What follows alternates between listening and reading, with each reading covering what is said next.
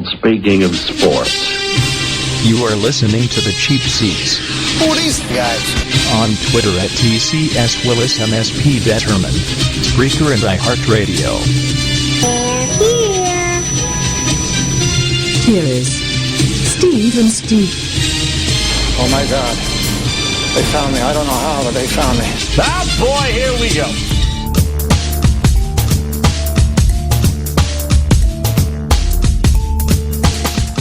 And here we go indeed. You are tuned in to the Cheap Seats on XCRS Radio. I'm your host, Steve Willis. And no Steve Detterman right now. He will join us in a little bit. Josh Briggs also getting geared up for NASCAR's epic return, the Daytona 500, in just a couple of weeks. So everybody getting the night off except me.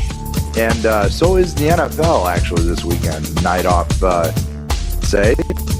There's a whole lot going on in the NFL actually, except for the Pro Bowl. And we all know how excited we are about the Pro Bowl. I know I'm not. I can't get the format. I mean, the format that the NFL is using for the Pro Bowl is just ridiculous. I mean, we're picking up sides like we're playing kickball. It's stupid. You know, I want to see AFC versus the NFC. You know, I don't want to see teammates going against each other because you know they're not going to play hard. Jameis Winston is going to be on one side, and he's going to have a couple of his defensive ends on the other side. What are they going to do? They're not going to hit him. Are you kidding me? You have any idea how much trouble they're going to be in if they hit him? That's ridiculous. Anyhow, Steve Detterman will join us here in just a few minutes. Show's brought to you by Rock's Sports Bar and Grill, also brought to you by the Phoenix. Phoenix is got a lot going on actually this weekend. Movable Types will be there Friday or tonight, I should say. And Sega. I've never heard of a band named Sega. You remember that game system? Sega. They're going to be there Saturday. So go head out to the Phoenix, check them out. And yeah, there's this weekend. I kind of got caught up on a lot all in one day because I've had a very, very busy week. And I turn on ESPN, and amazingly enough, I thought for a minute I was watching a soap opera. It was ridiculous. In the NHL, in the NBA, we've got Blake Griffin in the NBA popping his boy in the jaw enough to where he's breaking his nose, or breaking his ring finger, punching this guy in the nose. And then in the NHL, we've got referees getting blindsided. I mean, this is who turned the soap opera on? It's ridiculous. I mean, what is going? I mean, there's not enough sports stories that guys got to start roughhousing each other, and guys got to start doing illegal stuff. That I've got to be honest. I can't wait until we can get Detterman on here, which will be very shortly. If not before the first commercial, it'll be shortly after.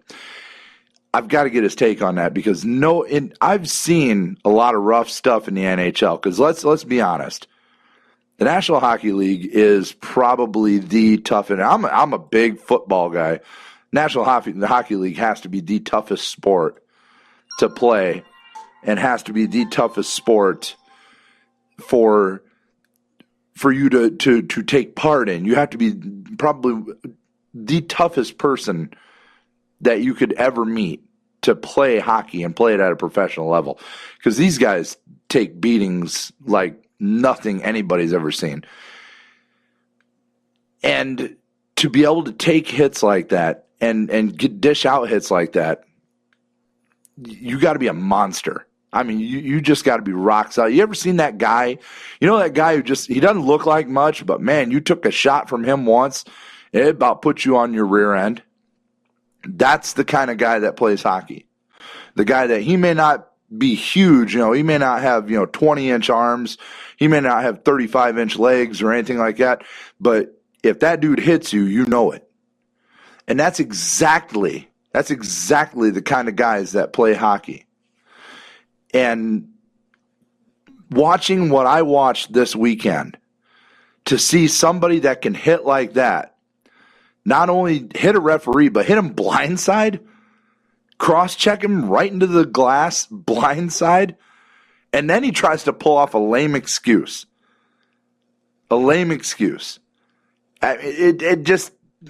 His excuse was he had his hands on his knees, he was wobbly, he's trying to stand up, and the referee was right there.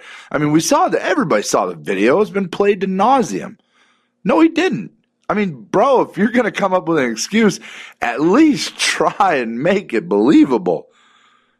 And you can't use the concussion thing as an excuse. I mean, you saw his reaction when he got to the bench. Somebody leaned over, said something to him. He's taking a drink of his Gatorade, just kind of shrugs his shoulders. So what? I just knocked the skates right off of that ref. I don't care. I'm going to be honest. I think Wiedman he should honestly be kicked completely out of the game.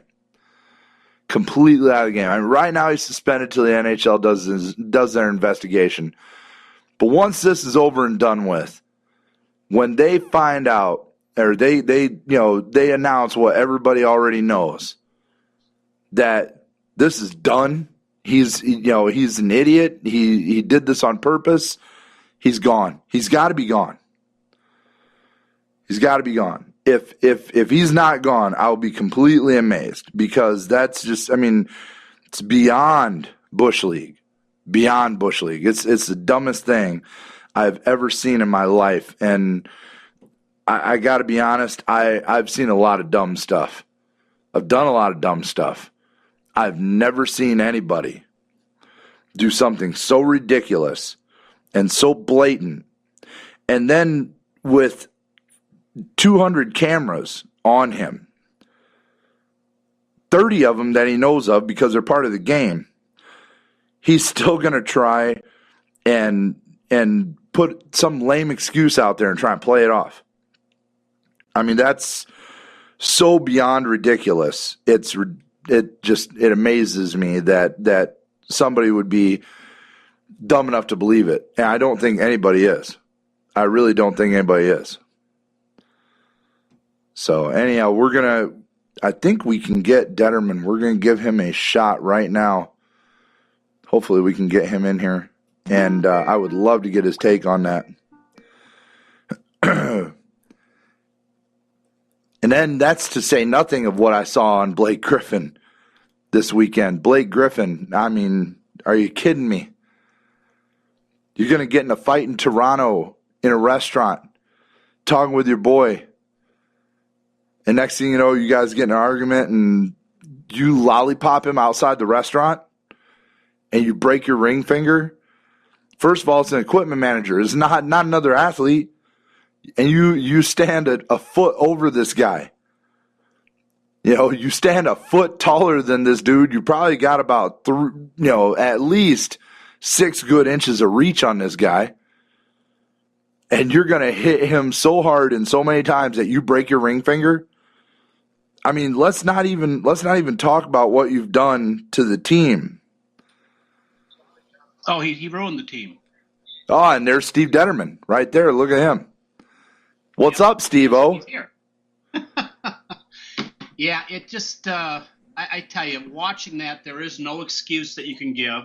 There's nothing at all that a hockey player can say. I mean, you went into that, and you're walking in, and you actually raise your hands up to hit him. I mean, if you're there and you're complaining that maybe I got a concussion or I just took a hard hit and your head is down, I can understand. And right. All of a sudden the official's there and boom, you hit him.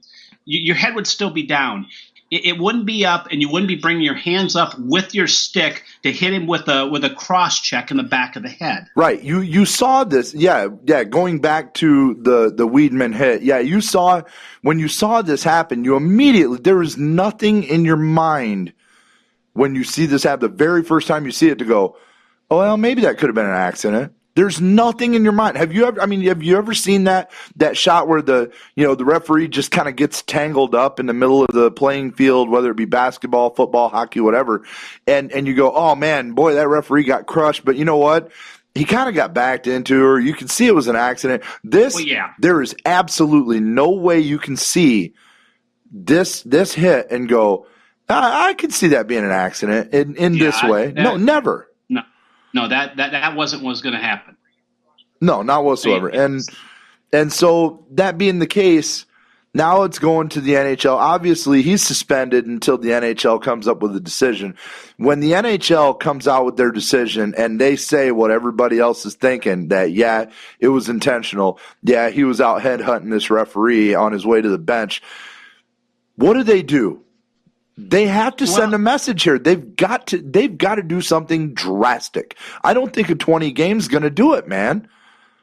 No, and that's the thing. I mean, right now he's suspended indefinitely pending a hearing, which will not happen until after the All-Star weekend. This is going to be something that they're actually going to have to really, address. And I think you're going to look at possibly a suspension for the rest of the year.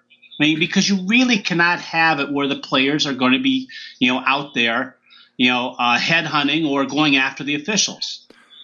And they have to make it to where it is, it is a harsh enough penalty that someone will go, well, you know what? He only got 3 games. It's worth 3 games. I'm going to take this guy out.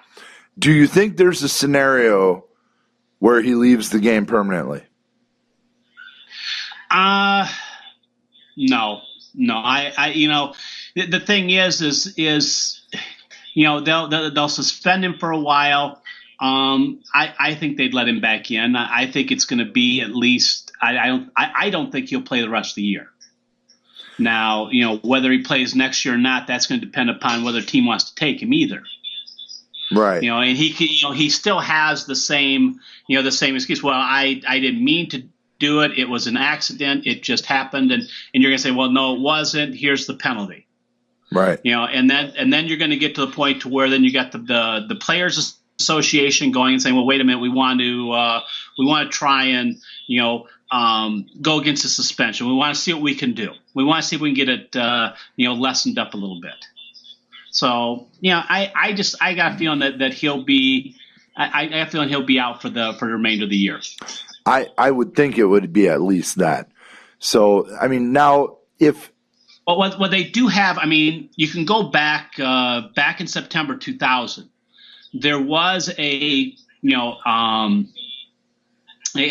time where an official, got into a little bit of a mix-up with a player. You had a winger for the Tampa Bay Lightning, Gordy Dwyer, who – during a fight with a couple other guys, the Capitals left the penalty box, pulled the referee to the ice as he tried to go after the guy again. Right. He got suspended 10 games for physical abuse of officials, 10 games for leaving the penalty box, and 3 games for 3-game misconduct penalties. So, I mean, he was out for 23 games. Right. Back in 2000, remember Curtis Joseph, Cujo, the old goalie? Right. Yeah. Yeah, he was given a misconduct penalty for when he tried to confront a referee about a controversial goal, and then he slipped and took out the guy's legs. So, they've got another one back in '83, suspension of 20 games for an old Blackhawks center, Tom Lysiak, for intentionally tripping a linesman. So, I mean, they have some out there. I just got a feeling with this, as hard as it was and as intentional as it was, I think he'll be gone for the rest of the season. Right, but and just to kind of go back to some of the examples you just mentioned, though, this is the only example I can think of where a referee was the one targeted. Yeah, I mean, mostly it's been linesmen. Right. I mean, if it's another player, dude, that's a totally different world. I mean, you target another player, hey, that happens in games. But you're going after an official. You're going after somebody that doesn't have the size, strength, or training. A linesman is an official. Oh. Okay, a linesman is an official. I missed terms on you there. Yes. Yeah. That's the guy. I thought something completely different. Okay. But yes, I mean he is an official, and these are guys that actually had contact with an official. They caused some problems, and they were suspended. I just think with this being as intentional, I mean the thing is, Wiedman had to know that. I mean, you've got the cameras out there; they aren't going to miss anything, right? And to sit there and try and say that, well, it was unintentional. I was, I didn't mean to do it. I apologize. So you can apologize all you want. You cross-checked an official. Right. And you did it on purpose. So now, I mean, it has no place in the game. The officials need to be left out of it. Right. Now, when all this is said and done, what does this do to Calgary as a team with Wiedman being out, who possibly for the rest of the year?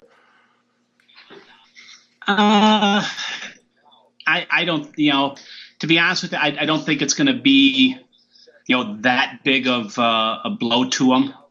I mean, Calgary right now, I mean, they're out of the playoff run. They're probably at least 10 to 11 points out. A little bit over halfway through the season. So I don't think it's to, it's not going to hurt them any more than what they've been playing already. How's that? Gotcha. I don't think they're going to make the playoffs with him. I don't think they'd make the playoffs without him. Right. What have we heard anything out of the team yet? I mean, not out of Dennis Wiedman, but out of the rest of the team as to any thoughts, anything the team has said as far as what their take on the events and going forward. I don't think the team has really said too much. I think they've pretty much stayed away from it. They're letting the NHL itself handle everything that's going on. Right. So I have not seen anything official from the team. Steve?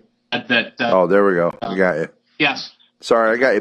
No, we lost you. All I've heard is the statement from Wiedman saying, hey, this was an accident. I was just trying to get off the ice. I kind of almost keeled over. Last second, looked up. He was there. Couldn't avoid him. I actually went up and apologized to him later. Yeah, okay. Right. So, in other words, this what you would expect to hear from the team and what you would expect is pretty much all you're going to get out. As far as I know, I haven't heard anything from the team. I think they're going to. I think they're going to stay away from it. I think they're just going to let the league itself hand down what they're going to do and go from there. Right. Well, makes perfect sense. I think that if you're Calgary, you're going to want to stay completely clear that let the NHL do what it does and just walk away and hope nobody brings it up in a press conference. Anyhow, and the NHL also has they have a couple of other issues out there. As I posted on the Facebook page, the NHL has gone and suspended Jonathan Toews and Alex Ovechkin for a game after the All-Star game because both of them have bowed out of the All-Star game due to either illness or injury. Right. Yeah. According to the NHL rules. Did you read that I put up? Yeah. According to the NHL rules, if a player misses the All-Star game, they will be suspended for the first game following the All-Star game itself. Right. And honestly, man, I get what they're trying to do. They're trying to get the superstars out there. I mean, it is an all-star game. You want to see the all-stars play. But this is kind of the bed you make when you have your all-star game right smack in the middle of the season. I mean, the NBA does it. The Major League Baseball does the same thing. When you have your all-star game right in the middle of the season, if you have somebody that's banged up or you have somebody that's, not feeling right, or you're just trying to protect somebody, because you absolutely need them down the stretch. You don't want them getting banged up in an exhibition game. And to me, all you're doing in that one game is you're screwing over the fans that bought tickets to that game right on the other side of the All-Star break. That's really the only thing you're doing, because really, to be honest, that player, if they're suspended one game, that's really not going to kill them. One game's not going to hurt them that bad. But at the same time, they know that they're not going to get dinged up even worse in an All-Star game. And was it Ovechkin? Which one was injured? I know one was sick. Ovechkin has a nagging injury. I mean, yeah. Hayes was sick the last game that they played, and you got to remember the Blackhawks have played more games going into this All-Star than any other team in the NHL. Right. Taves left the last game they played on I believe it was Tuesday night, Wednesday night, excuse me. He left halfway through that. He couldn't finish. He was sick. Right. So Taves is sick. He decided that he wasn't going to go to the All-Star game because he wanted to get better. Yeah, Taves is sick. He wants to get better. Okay, I get that. But at the same time, Ovechkin's injured. I mean, we're not talking just a little hurt, a little banged up. He's got a nagging injury, and you're going to ask him to go out and play an exhibition game, or he's going to get suspended. I don't know if I necessarily like the rule as written. I mean, I get what they're trying to do, but if you have a current injury or you're currently listed on an injury report, I don't know why you should get punished for sitting out an exhibition game. All-Star game or no All-Star game, you shouldn't be punished for sitting out an exhibition game. If you're too hurt, if you're too hurt to play in one of your regularly scheduled games, one of the games that counts on your record, why in the world would you want to get out there and try and play in an exhibition game? See, and the thing is that's where I think the NHL really needs to take a look at that. But I understand why it's there. I mean, the All-Star game, they want to feature the stars of the game. Sure. And and the NHL has been playing catch up to all the other professional sports as far as fans and trying to get the TV contracts that that football and baseball and basketball's gotten, and they're making great ground on it. Sure. And they just want to lose that momentum by having their stars, the people that they want to showcase on TV in front of the millions out there that are going to be watching the game. They don't want to take a chance that someone turns in and they don't get a chance to see these people. We see it happen all the time. We've got the Pro Bowl coming. I mean, you have how many people that originally picked for the Pro Bowl are actually going to play in the game? Maybe a quarter of them, maybe a third of them at the most, and the rest have all called off for injury, or they can't make it, something's going on, and the spot gets filled. Right. And there's no repercussion. Well, that's just the way it is. Blah blah blah blah blah. Baseball's tried to get a little bit tougher over the last couple of years as far as people skipping out on the All-Star game. Yeah. But I mean, hockey's been the hard line. It says, hey, if you are picked by the fans and you are picked to go to the All-Star game or, by the players, you need to be there. Unless it's something that, if there's an injury that they can't be there, I understand. But if there's an injury that they aren't. Well, you understand, but the NHL doesn't understand because Ovechkin is still getting, he's still going to end up getting. Well, I understand. And Taves the same way.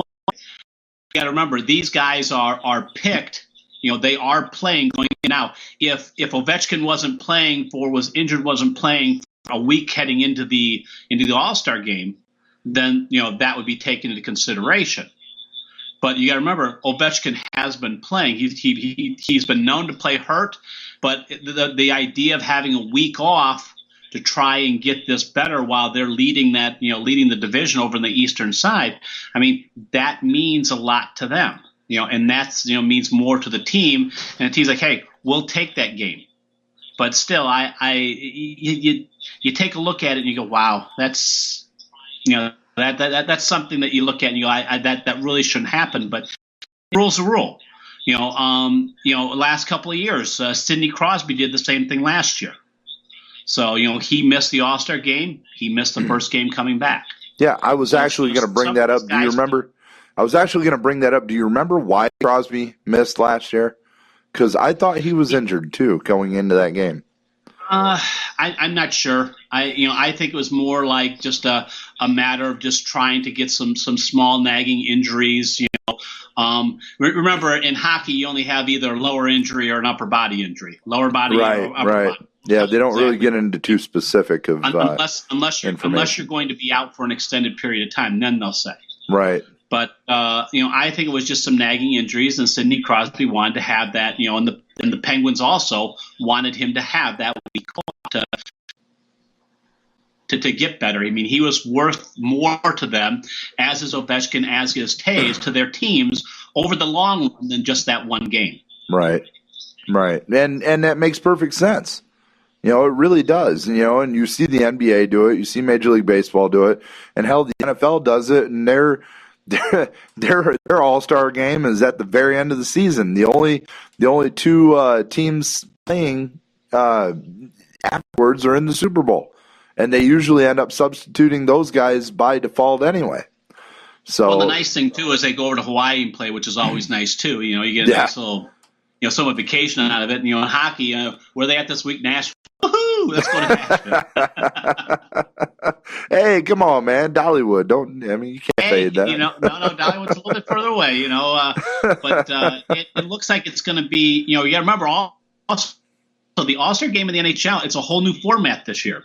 Yeah, they're actually doing 3-on-3s, which is going to be interesting. I'm really looking forward to it because the last couple All-Star games, I when the score gets like 16-11 or something like that, you go, wow, this is nuts. But they're actually going to do 3-on-3s, and they're mixing up between the divisions. I think it's going to be cool. I think it's going to be something different because when they went to the new overtime this year, and overtime this year, it's been a 3-on-3 instead of the 4-on-4 they've had in the past. Right. And it's really opened it up. It's made the overtime much more exciting, and they've had more games finished in the overtime this year than go to a shootout. In the past, if you went to overtime, you might as well just say we're going to go to a shootout. Now with the 3-on-3, you have a chance for these guys to have a lot more, space on the ice, a lot less players that they can work around, and you're seeing games taken care of, and it's exciting as anything. Now they're going to do that now with the All-Star game, and I think that's a nice new wrinkle to put into it. And I'm going to be really curious to see how it is received and how well they pull it off this weekend. Well, I can tell you one thing's for sure. When it comes to the NHL, any publicity is good publicity, and they're definitely making the most of their 15 minutes this week. That's for sure. So when we come back, I'm sorry. Go ahead. I should say, I think of all the professional sports right now, to be honest with you, I think hockey is the one that's making the largest strides to increase. Oh, absolutely. And absolutely. Make the move. And I think they're picking up more viewers and more followers than the other professional sports. And to be honest with you, the one that I think that's losing the most is the NBA. Yeah, I could not argue with you at all on that. I totally agree. So when we come back, we got to hit a break. When we get back here, the drama does not stop. We're going to tell you about another skirmish in another sport that could end up costing his team a lot too. And it's not any small thing, that's for sure. That's just the other side of this. You're listening to Cheap Seats, Discus Radio. Hey, Linda here, host of MDG's All Access Pass. Do you like to rock? I know you do. How about some metal bands? Great, I have exactly what you're looking for. James Rowe from MDG Music Discussion Group and myself have teamed up to bring you local, regional, and national bands, news, reviews, and of course, shenanigans. Join us every Monday night, 8 to 10 p.m. Eastern, for MDG's All Access Pass, only on the X, xcrsradio.com.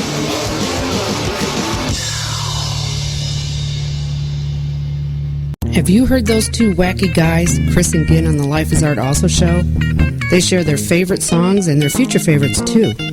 They have live interviews with authors, comedians, artists, and musicians, and lots more. They also have a Word of the Week with Mad Dog Ho, the official lexicographer of Internet Radio.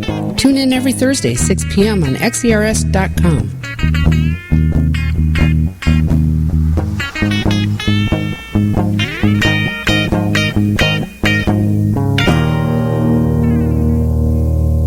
Hey guys, it's the bartender for Rock Sports Bar and Grill in downtown Mishawaka, Indiana. Football season's upon us, and there's no better place to catch the game than Rock Sports Bar and Grill. Along with the best collection of memorabilia from your favorite sports greats to all the games on our big screens, Rocks has you covered. Our menu features something for everyone. Amazing sandwiches and wraps, and the best burgers around, including the Rockstar Overdose. It's 2 half-pound patties served with bacon, cheddar cheese, piled high with french fries. Make sure you got your cardiologist on speed dial for this one. Find us on Facebook to check out our daily food and drink specials that are sure to be great for your gut and easy on your wallet. We've got you covered in between game days too. Wednesday night is trivia night where you can match wits with your buddies for great prizes. And during football season, tailgate Thursdays featuring dollar dogs, tacos, and fries. And every weekend, Rocks features great acoustic music from some of Michiana's finest artists. Come see why there's no better place to get your fan fix than Rock Sports Bar and Grill, located in the Yorktown Center Building and downtown Mishawaka. For those who come to Rocks,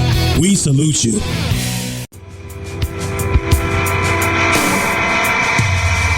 Option 5, located in Mishawaka, Indiana, specializes in hand-built boutique guitar effects pedals. Option 5 has been producing the highest quality pedals right here in northern Indiana since 2002, and they continue to create original, non-copy designs today. Option 5 is not simply tweaking popular pedals and then slapping their name on them. They're producing groundbreaking effects designed for guitarists of all styles. And Option 5 doesn't just build cool pedals. They provide top-notch repair service as well. Option 5 repairs pedals and PA equipment, can modify and retube amplifiers, and service or repair Hammond organs and Leslie speakers. If you're looking for the highest quality effects pedals and the best in repair and customer service, check out Option 5 in Mishawaka at 1126 East Jefferson. Give them a call at 574-255-6539 or online at option5effects.com. That's option, the number 5, fx.com. Option 5. Let tone abound.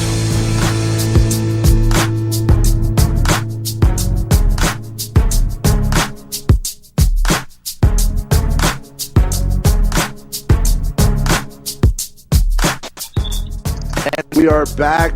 He's on CRS Radio. And here you go. Full on this weekend outside of closed doors of the Pleasant Valley studio here, Chick Pub. Elysium. This is band names nowadays, man. I'm telling you. This is What did you get there? Give you the signals? Elysium Downside, the Detour at Upper House. I don't even know. If you can't pronounce their name, I know they're gonna run because they were that thoughtful. Hell Came Home, Bloodline Riot, and the Wreck Saturday. Red. Go check them out. Core Cops tonight at Star Double Crush on Saturday. You can check those out too. Man, I've read some of those before I get started. I gotta tell you. You mean cold read them? Oh, no, yeah, that one I couldn't cold read. So, anyhow, man, this week I was just talking in the opener before I got you in here. This week has been like one soap opera after the next. And we haven't even gotten to another NBA story that I want to get to in a little bit, but the Blake Griffin story. Oh my God! I mean, when I first heard that Blake Griffin broke his hand, I thought it was ridiculous. But then when I heard that he broke his hand because he punched one of the team equipment guys, so hard that he broke his ring finger. Yep. I thought that was just absolutely ridiculous. I was like, dude, how can you hit so hard? How can you get a little equipment manager? Somebody you got a foot on and about 6 inches of reach. How are you going to hit him so hard that you broke your ring finger? I mean, he's already another 30, 40 pounds. right. Oh yeah, absolutely. I mean, he's coming back from a quad injury already, so the Clippers don't have him already.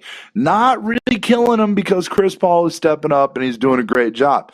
But now you're looking at another 4 to 6 weeks. He's not going to be on the court. You're really hindering the team at this point because now you're talking mid to late March before he gets out there.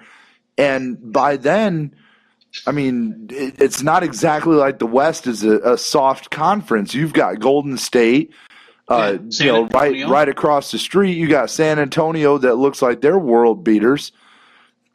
This is not exactly a walkthrough conference. You got to keep pace with these guys. And oh, by the way, now your big man just put himself out for another 4 to 6. Yep. Over something stupid, and that's to say nothing of any kind of team suspension or anything that could happen on top of that, which, I'm not sure what's going to happen. Doc Rivers kind of sounds like he's gotten his, he's kind of taking his whipping over this, and he might get a little fine from the team or whatever. But the fact that he's going to be out 4 to 6. How does the team look at him? I mean, how does the team look at him and say, look what you've done to us?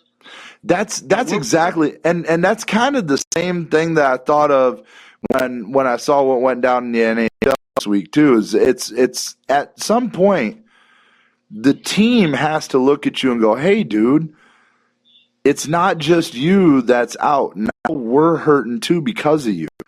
Every time a superstar goes down, you feel it. Yes. And every time a key player, doesn't even have to be a superstar. A key player goes down, you're going to feel it. And in this case, Blake Griffin goes down, and he may be, in a lot of arguments, he might be the number 2 guy on that team. A lot of people think Chris Paul's the number 1, and Blake Griffin's number 2, with good reason. I would say that more than likely he is. I mean, since he's been out with that torn quadriceps, they're 13-3 since December. Right, exactly. So I mean, it's not like they're dying without him. But when you start getting into the teeth of this season, you do start playing a lot of these away games, and you start going on road trips, which they're right in the middle of right now. You really kind of need that big presence. You're going to need that big physical presence. And to see him sitting on the bench not doing anything for you when you know full well he could be out there looming in that paint and really wreaking havoc on the opposing offenses, that really hurts to know that you're not going to have him for a month and a half. That hurts the team mentality, and I'm almost sure that you're going to see this team just kind of really resent what Blake did. Now, in what he did, from what I understand, this equipment manager is a friend of his. He and Blake Griffin and a few other guys kind of came up together. Kind of started playing in the same leagues and stuff like that. Now his path went different than Blake's, whereas he got into the managing part and the team assistant part of the spectrum, and not really in the player part. But the two of them end up on the same team together, and some of that could have been part of Blake's. It started as an argument inside the restaurant in Toronto, then it escalated outside. Names were called, derogatory remarks were traded. Next thing you know, you got Blake Griffin dotting this guy's eye. What really cracks me up, and not in a good way, in a very sarcastic way, is that this is not what you see. You don't normally see this when you think of Blake Griffin. You don't see this in your mind's eye.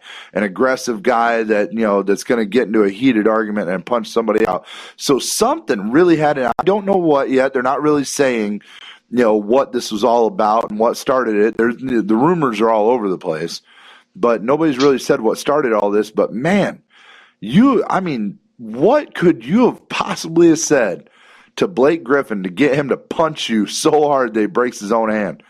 This had to have been something really fierce for it to get whatever to get it is, to that. I'd like to find out, because I don't want to say that to him again. Yeah. Oh, yeah, definitely. That'd be the last time I said it. Be like, hey, now, here's I'm just a question for you. Yeah. is this a time that the Clippers may try and think that maybe this is a time maybe we could trade him? I mean, they're 13-3 without him, right? He's young enough that they could probably bring back something. They could probably get something pretty good. But the thing is that how do you bring it back? I mean, what does this say to the team? What's his relationship with the team going to be? You've already missed 16 games, and now you're going to miss another 4 to 6 weeks, whatever. I mean, you're going to possibly up to 2 months. The Clips are saying. I think what you've done to the team is this maybe someone that you may want to try and see if you can get something for. I think what you need to do is wait until the season ends. Let's see what his performance is like coming back, and make sure there's no lingering effects from that quad. The hand will heal. I mean, it's a hand. It's going to heal for the most part. It's a broken finger. It's not like he's had major surgery or anything. But the quads, his lower body. When you're talking about a big guy, when you start hearing things like quads, knees, feet, those scare you a little bit. And even though he's young, I mean, that doesn't necessarily mean a whole lot. Yao Ming was young when he started having problems. Greg Oden, we all know the book on him. Right. You don't have to be old to start having problems with your knees and your feet and your legs when you're a big man. That is that starts happening. And torn muscles, torn quads and stuff, those could be a problem. Take a look and see what maybe they can get. Well, maybe some team would want to have a Blake Griffin on their team, and they might be willing to give up something. You've already proved that you could win without him. Right. He's been a distraction. This year, this causing the biggest distraction, but You've learned to win without him. Well, I'm not necessarily opposed to the idea of looking, putting maybe just, start making a few phone calls and stuff like that. But I don't think they're going to do that. I think they're going to go ahead and ride this out. They're going to let Griffin's hand heal. They will go through the season with him and ride him as far as they can. And at that point, I think they may look into options. A lot of it, I think, is going to have to depend on free agency, where they end up on free agency, where they end up with cap room, and if they start hitting the luxury tax. If they have to move money, that would be a big piece of money to move. And I think it would be a great option at that point to start working out a deal. And you got to remember, too, in the NBA, the contracts have to even up. You can't just dump Blake Griffin for nothing. You gotta find somebody that's willing to give up the equity of that contract in players' money or otherwise, or maybe work a three-way trade or something like that. So moving a guy like Blake Griffin isn't as easy as moving, say, like a puzzle piece kind of guy like a Udonis Haslem or like a Jimmy Butler or somebody like that. You also, most of these guys have some dead contracts on every single roster. They have people that they're paying not to really play. Sure. That they got as far as to fill these contracts. And the other thing that they always look at is they look at, okay, when is their contract up? I'm giving up someone that has 4 years left on the contract to get someone that has an expiring contract. Right. So there's different things you could look at, and a lot of this is going to be, okay, who's going to be available next year? Who's going to free agency? Who else is getting the last year of free agency we may be able to get to make that final run? So there are other things that go into that trade aspect also. Right. And right now, this is something to say, hey, we've got a young guy in Blake Griffin. Right. But with us, and without getting into a bunch of boring numbers talk, there is something to be said for, the Clippers are going to want to get some kind of value out of this too. Just because you want to get rid of Blake Griffin doesn't mean you're going to take, anything for him. No. You've got to make sure even if you are getting, somebody who's trying to dump contracts that, they're not giving you, terrible players as well or cancers in the clubhouse or anything like that. So. If you already proved, that you can win without him. And they have. Right. Can you get something, and maybe you're looking forward and say, well, hey, this is what our upcoming, and I'm not sure what the upcoming free agency market looks like. But, hey, this is coming up on the upcoming free agency market. If we can get someone that we can stopgap fill in, someone that can give us, 8 to 10 minutes off the bench, to fill in for who we got in there filling in right now, and we can make it through and do it. Maybe it's worth it at that point. Because if they look at it right now, the San Antonio Spurs and the Golden State Warriors are head and tails above anybody in the league. I would even put Golden State probably about another shoulder above the Spurs even. And the thing is, though, San Antonio is playing out of their minds also. Right. Not to the same extent. I mean, they're like 2 or 3 games behind Golden State. That's it. Right, but at the same time, I got to be honest, man. When you look at those two teams, Golden State is earning everything they got. San Antonio is a house money team right now. They're playing. They're definitely playing way over their skis. I really see San Antonio at some point crashing down to earth. I really do. I don't see Golden State doing it, but I see San Antonio doing it. We've been waiting for that for a couple of different years, and all San Antonio does is then they come back and they win a championship. That's true. But this is one more year on those legs. So yeah, I mean, you got to remember that you've got some people there that have been there. But I mean, if you're the LA Clippers, you got to take a look at, are we in the position to really challenge Golden State? Are we in a position to really challenge San Antonio or even Oklahoma City for that matter? And are we in the position to challenge them just to even get out of our conference? See, this is exactly why though that I would keep Blake Griffin right now for this season, because without him, the answer is a very definitive no. But with him, I think you have an opportunity to at least make it to the conference finals. I think you have an opportunity to at least make it to the conference finals. If you can make it to the conference finals, you never know what could happen. I mean, I'm not going to say you can rely on lightning strikes and lottery tickets, but at the same time, you don't know what's going to happen. You got to put your best foot forward, especially right now, especially as well as what the Clippers are playing right now.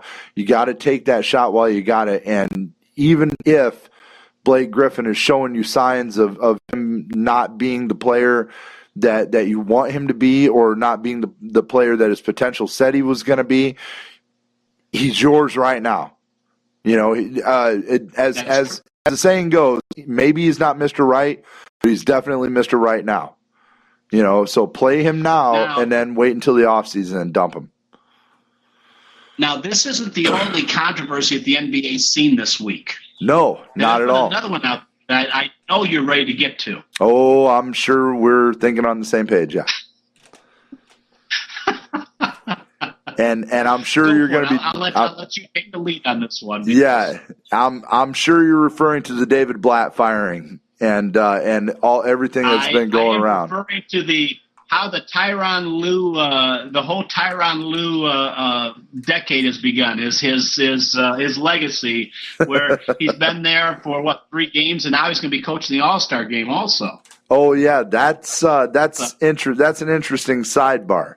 That really is, and to me, that was all about. I don't know. To me, that's all about the NBA just trying to trot him out there and say, "Hey, look, guys, this is a likable guy. Yeah. You got to really like this guy. LeBron likes him. That's why you got him. So you got to like him."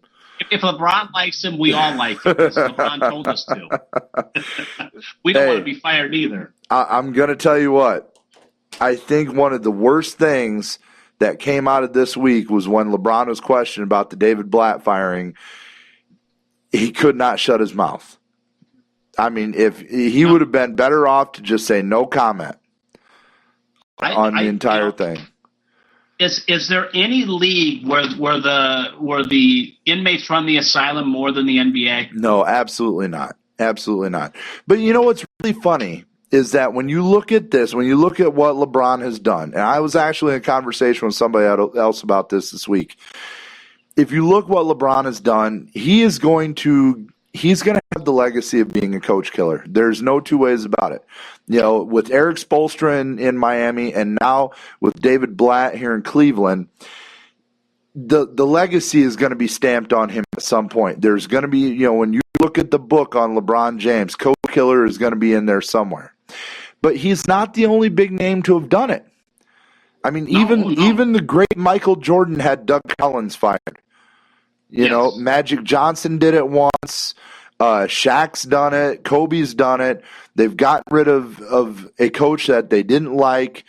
I think the big difference is all of the aforementioned guys, with the exception of LeBron, did it so early on in their careers that everything they did beyond that superseded that getting that coach fired. I mean, Jordan got Doug Collins fired like his second year in the league. Right. You know, and Kobe, Magic, I'm trying to think what year Magic Johnson got Pat Riley. I think it was like his second year or something like that, or first year. No, I think it was further on than that, wasn't it? It wasn't far into his career. I mean, he did have a very long career, but it wasn't far into his career before Pat Riley came in and turned that team into a championship machine. Okay. Yeah, year. How's that? I said year after year. Oh, absolutely. And so that being said, all of these guys had that little hump in the road way early in their career compared to LeBron, which right now, if you look at LeBron's career, he's on the wrong side of the hill already. You know, I mean, his career peaked, I think, his first 2 years in Miami when they won the championship, or actually his second 2 years in Miami when he won the back-to-back championships. I think that was where his career had hit kind of its apex, and it's kind of falling down from there. I mean, LeBron is, even with the ball in his hand, he's still not always the best player on the court, and we didn't used to be able to say that.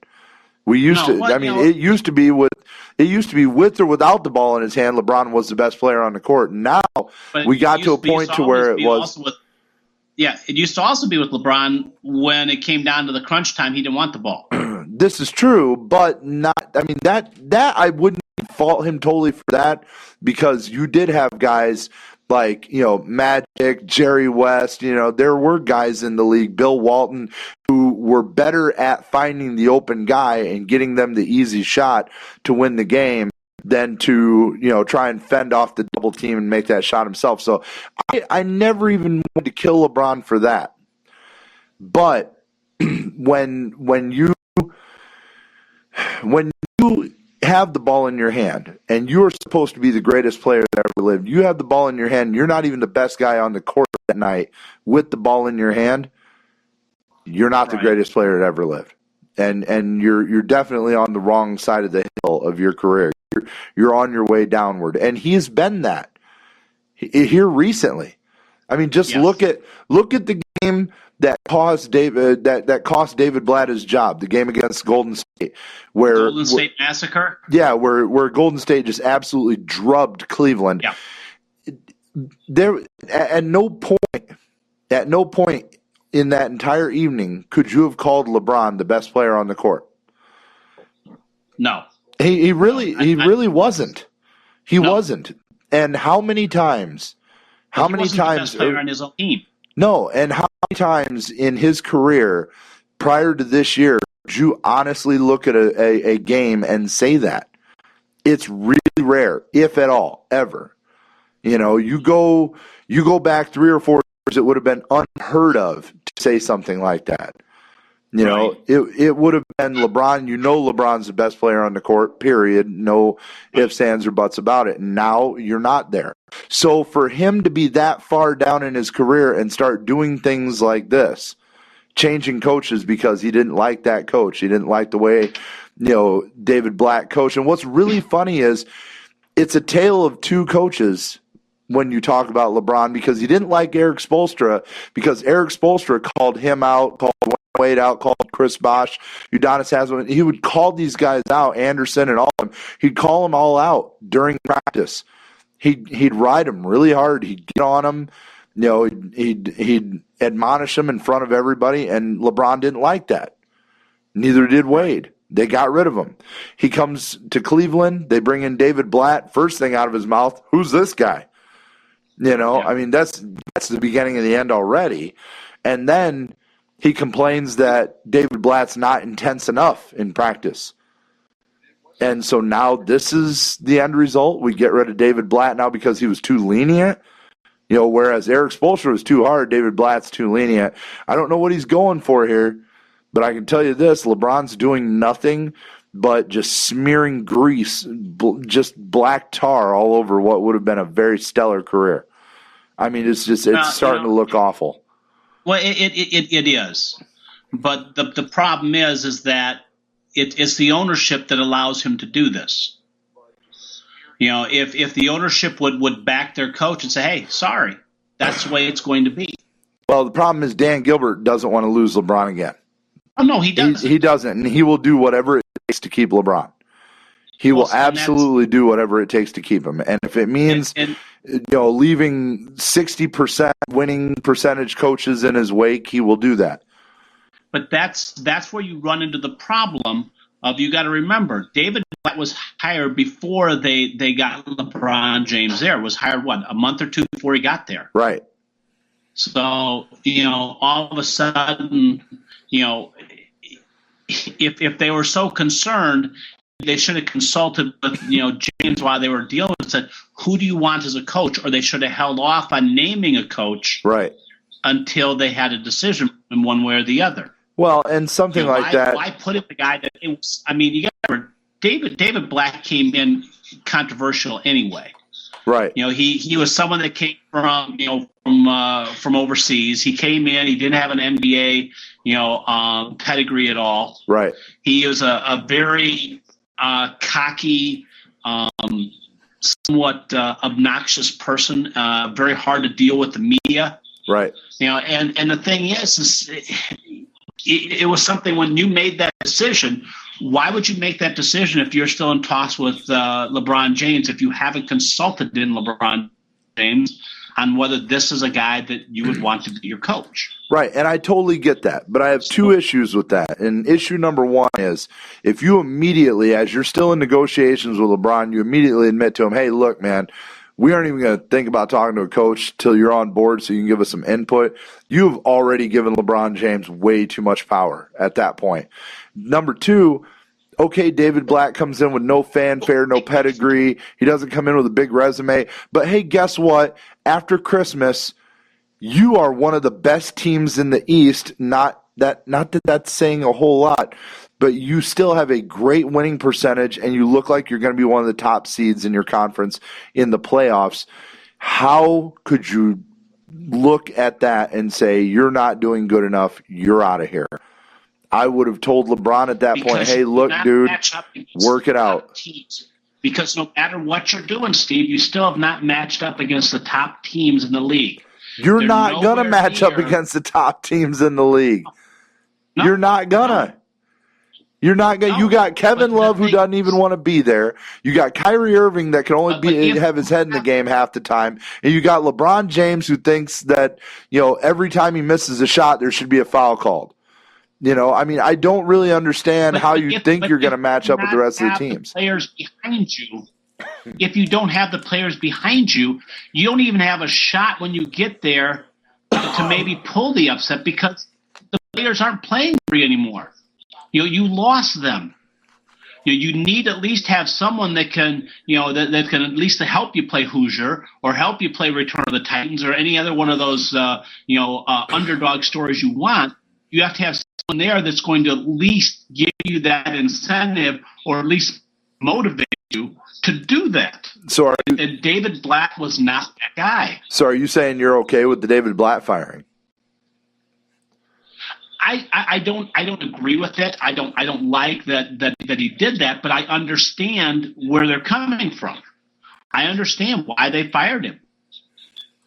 Do I agree with it? No. I mean, how do you fire a guy that's 30-11? But then I can always go back and go back to the Earl Bruce firing at Ohio State that had a 60% winning percentage, but he couldn't beat Michigan. So you lose one game a year, you're going to get fired. Right. It's that's just the way that sports are. It's not basic. It's not a hey we're doing good and that is hey you didn't win. When was the last time you won a championship? When was the last time you did this? You lost your team. if he's lost his team, that's the call from the owner, and the owner's I have to have someone there that my players, especially my star player, the guy that's putting the seats in the butts. It's not David Blatt doing it. It's LeBron James. LeBron James is the one that's selling out that stadium every single freaking night. I need to make sure that this guy is going to stay here. So I understand. Do I agree with it? No. Do I understand? Understand it from a business standpoint? Yes. Wholeheartedly, I do. Well, I don't like the way it panned out. And I think it's just all this has done it's made LeBron James look that much worse, and it's gotten an even bigger chorus of boos everywhere he goes. It makes them all look horrible. But the thing is, and that's why I said, this is not just a contained situation to LeBron James. Right. You walk into most of these different venues. Right. We got the Clippers and Doc Rivers. Remember they were going to get rid of Doc Rivers, and then the players said, "No, we want to keep you." And if it wasn't for a late run in the playoffs where they started looking pretty good and good at that, Doc Rivers would have been gone. Yeah, I actually agreed with that decision, though. I thought the players were definitely right there because he had a bad run of luck. Yes, but it's the players that are going to help make that decision for the owner, because if they will not play for a guy, if they won't play for him, why is he there? Why did the Bulls let go of Thibodeau? He was winning. The players could not stand him anymore. It wasn't a matter of fact that he was a horrible coach. But Derrick Rose didn't want to play for him. Joakim Noah didn't want to play for him. Paul Gasol didn't want to play. None of these guys wanted to play for him anymore. So that's why the Bulls got rid of him. You get rid of a coach that's doing exactly what David Blatt did, win over 60% of your games. I think the biggest difference, the biggest difference in the Thibodeau firing though, was that once you got to the playoffs, you're out, your exit. Tom Thibodeau was the Marty Schottenheimer of the NBA world. He was great during the regular season. It fell apart in the playoffs. So that's the biggest difference is they did at the end of the season instead of during the season. I think what the ownership for Cleveland did is after that drubbing, it's more like, hey, we need to do something now because after you get killed by a team by 35, 40, you look horrible at it. We got to do something. If we've already decided at the end of the season we're going to get rid of David Blatt, hey, let's do it now. Let's cut let's cut bait here. Let's get rid of it. Let's go at it. Let's get someone in here that they like. Maybe we can turn this thing around again.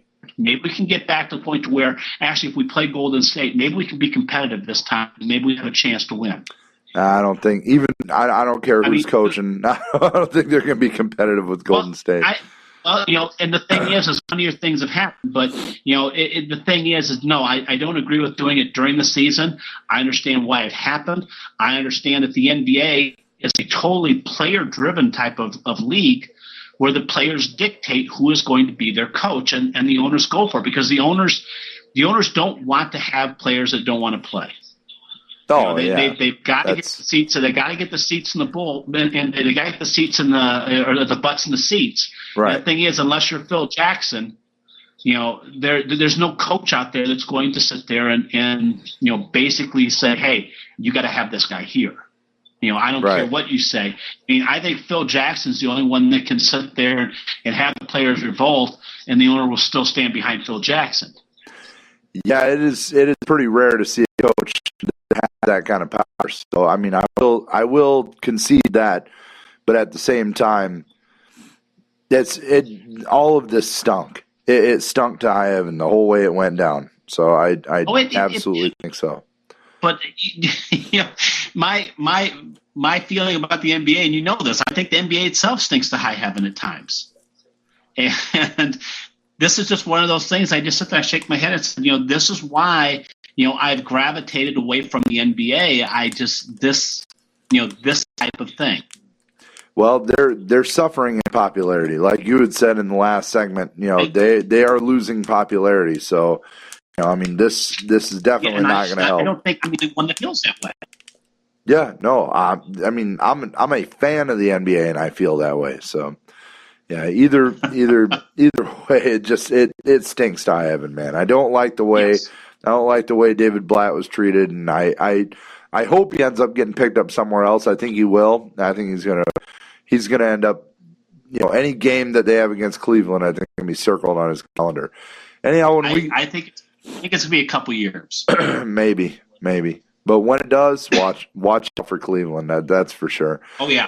All right. Well, we got to hit a break. When we come back, there is some NFL going on this weekend, and this is the one game in the entire calendar year that I can't stand. I'll explain why on the other side of this. This is the Cheap Seats on XCRS Radio. Hi, I'm John Brasser from Team Consulting, Inc. At Team Consulting, we can help your business navigate the maze of governmental regulations that can be overwhelming for any business. We offer over 60 years of experience in environmental engineering, safety consultation, and ISO 9001 quality solutions. We're located right here in Michiana. Give us a call at 574-229-0927. Tell them you heard it on XCRS Radio. I've been Mishawaka so alive. Danielle Slav from Cheers Pub here. If you're looking for the best live music in Michiana, Cheers Pub is for you. Established in 1982, Cheers has become a well-known venue featuring local, regional, and national acts. Hard rock, metal, indie, and classic rock music is featured weekly on our newly remodeled stage. We have karaoke on Wednesday nights, drink specials nightly, 4 Horsemen Pizza, and a full menu to curb your appetite. We're open 3 p.m. to 3 a.m. Monday through Saturday. Located at 103 Dixie Way South in Roseland. Cheers Pub, where friends become family.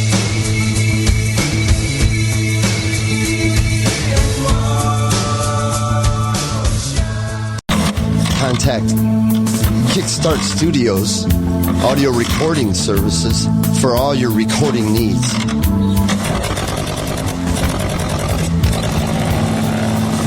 Songwriters, comedians, band demos, commercials, voiceovers, narration, sound effects, background music. Give us a call, 574-274-8046. Kickstart Studios at Comcast.net or like us on Facebook at Kickstart Studios.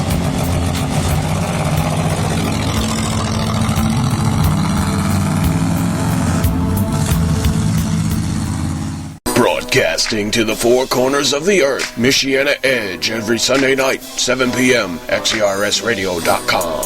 You stick with it, and you're passionate about it, you'll get better. Climb aboard Starship Comedy and join co-hosts Adam Nielsen and your beloved comedian, Colton Cole, as we boldly go where no internet radio team from Michiana has gone before. I am a legend from the future. We will travel to the comedy underworld so you will know where's the show. I miss when drinking was fun, though. You know what I mean? Like, before it was like a problem. If it's funny or it's cool, we will cover it. Hey. See what I did there? I was sent from space. Dude, that's gold. Just like my jokes. Your mama must be so proud. Why can't you love me?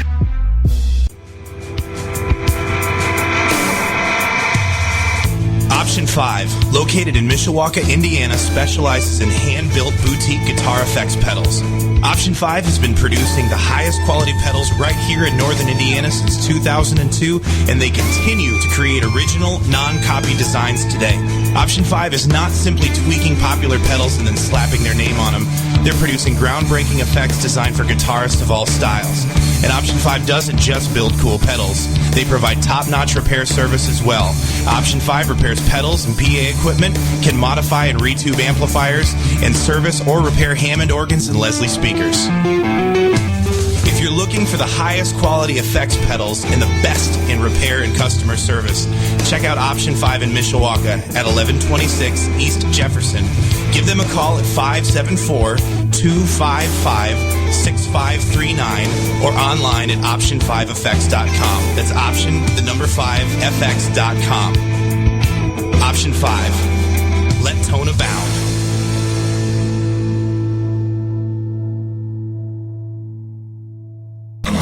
Contact Kickstart Studios, audio recording services for all your recording needs.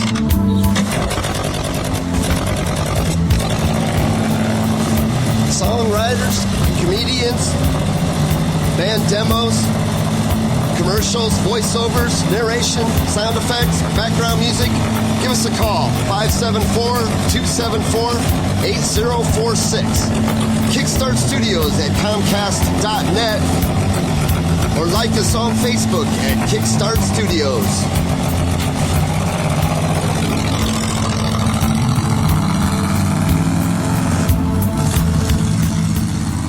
XERS Radio.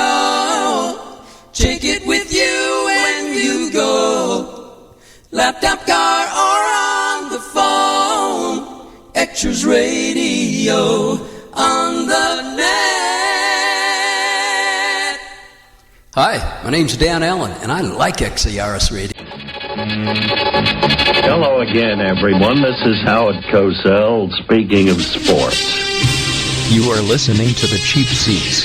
Who are these guys? On Twitter at TCSWillisMSP Betterman, Spreaker and iHeartRadio. Here is Steve and Steve. Oh my God. They found me. I don't know how, but they found me. Ah, boy, here we go.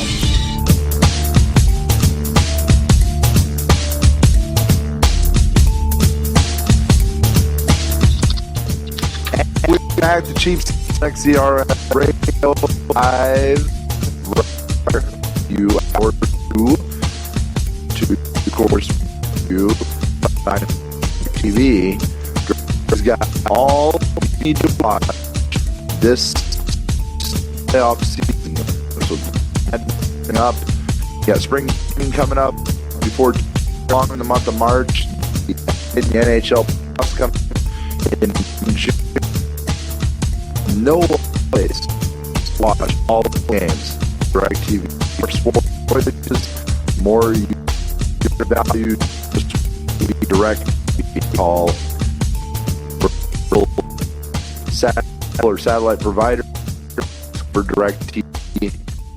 Even this is a football game that I can understand.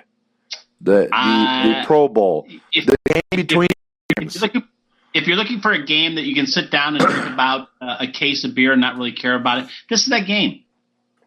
You know, yes, they have a football and they're wearing uniforms, but that's the closest it comes to resembling football. Now, as it was, yes. you had no blitzing, no line stunting. Well, I mean, you could blitz, but no line stunt, no complicated anything. Vanilla offense, vanilla defense. Right. So it was literally like watching bad college football. Then, it was even worse than that. And then now you can't hit anybody really. You may as well put flags on them. I mean, literally, may as well put flags on them.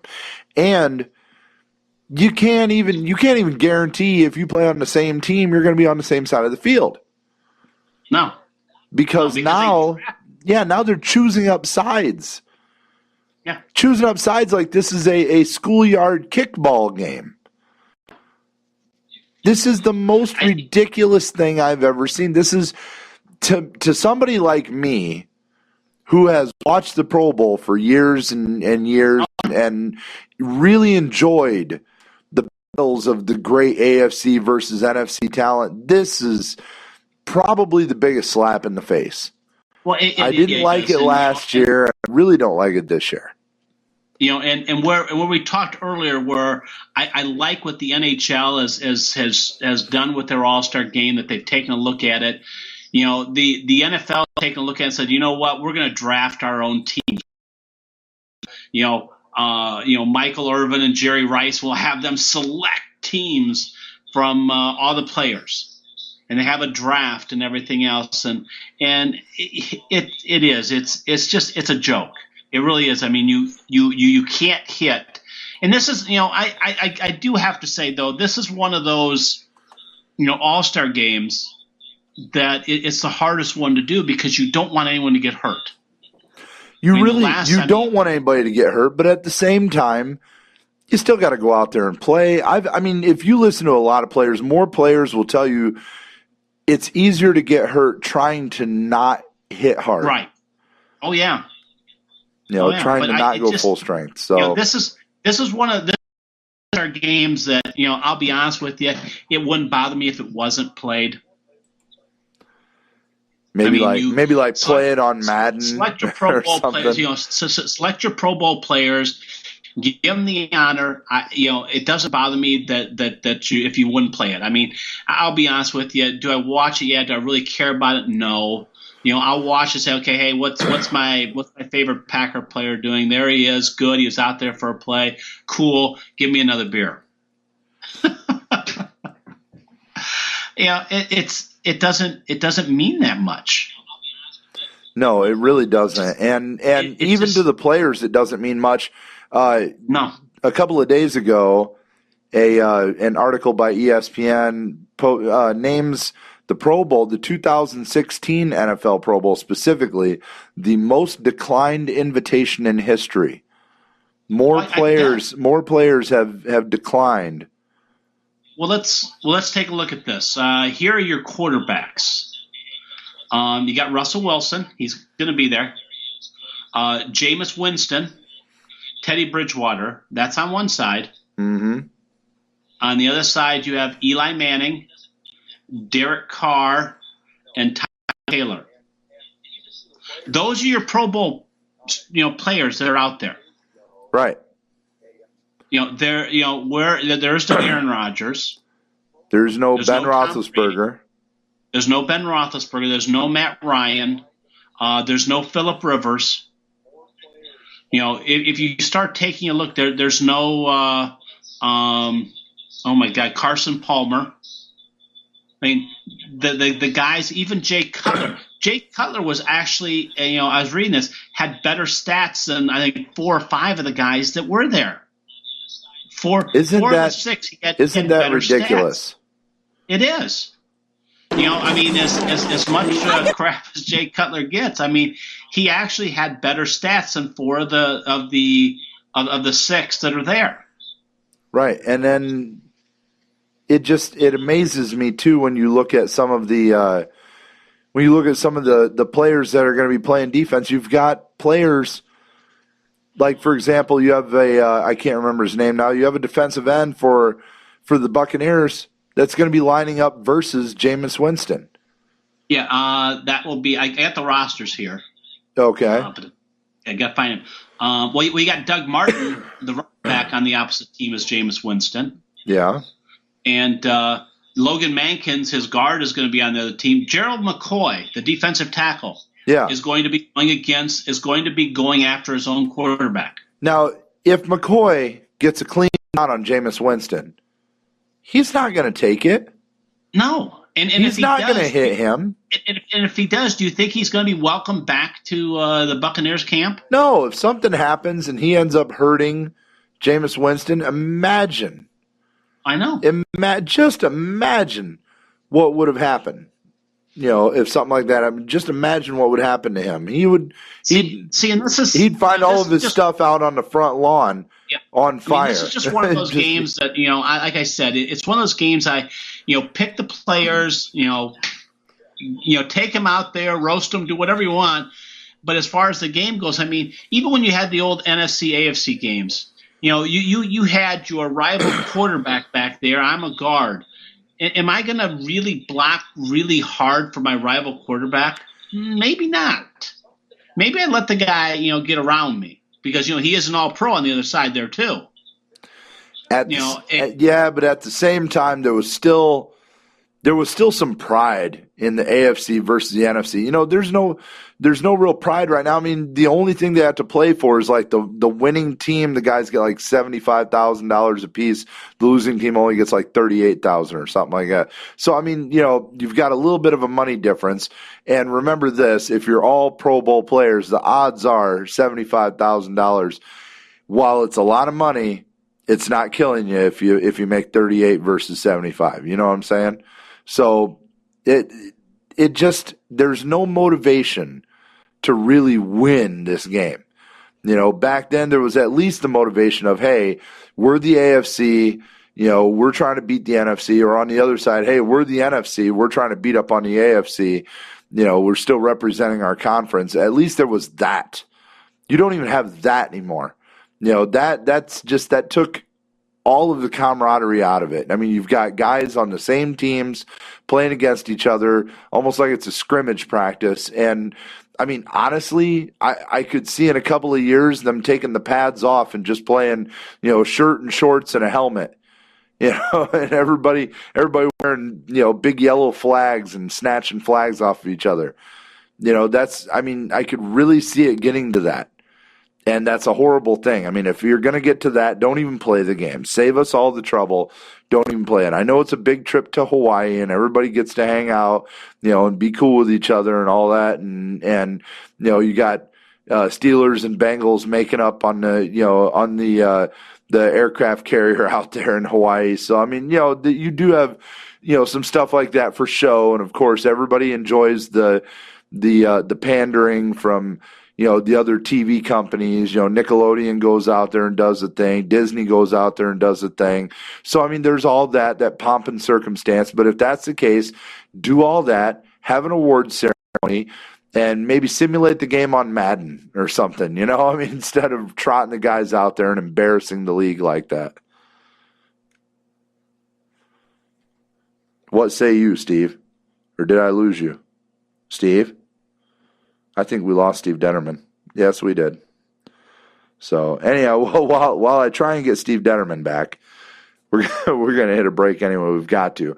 But when we come back, there's still a lot of intertwined stories, and one of which involves Peyton Manning, and it's not HGH. It has nothing to do with that, even though the NFL has said now that they've employed the anti-doping agency to get involved with the Peyton Manning steroids investigation, or the HGH investigation. So we will be keeping an eye on that.